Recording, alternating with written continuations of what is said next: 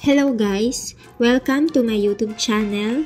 In this video, ipapakita ko kung paano ako kumukuha ng mga video effects without downloading any videos.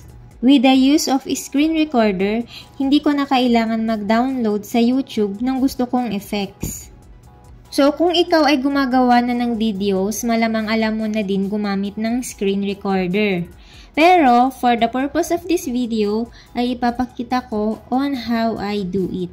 Ang advantage nito guys is kung ikaw ay nagtitipid sa data, makakatipid ka kasi hindi ka nagagamit ng data para mag-download ng videos.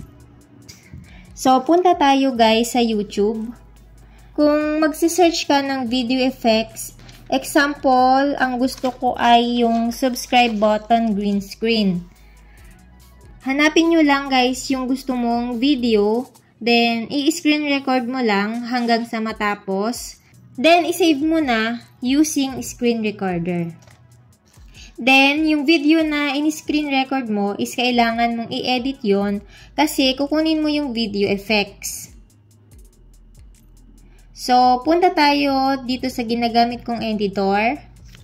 Dito guys, i-edit crop mo lang yung video. Then, save. Then, punta ako guys sa video na gusto ko i-edit at ilalagay ko na yung effects na in-edit ko. Madali lang naman din i-add sa video na gagawin mo at halos pareho lang din ang quality compare sa downloads.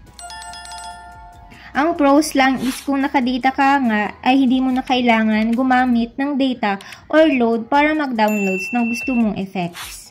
Idagdag ko lang din, kung mag-screen record ka, make sure na tahimik at walang background noise sa background kasi kasama rin marirecord yung noise sa paligid or noise background sa paligid natin. Sa videong ito, sana ay naging malinaw sa'yo at kung may tanong ka, ay mag-comment ka lang sa comment section nitong video. Thank you for watching. Don't forget to subscribe to my YouTube channel for more upcoming tutorials. So, thank you guys for watching. Bye!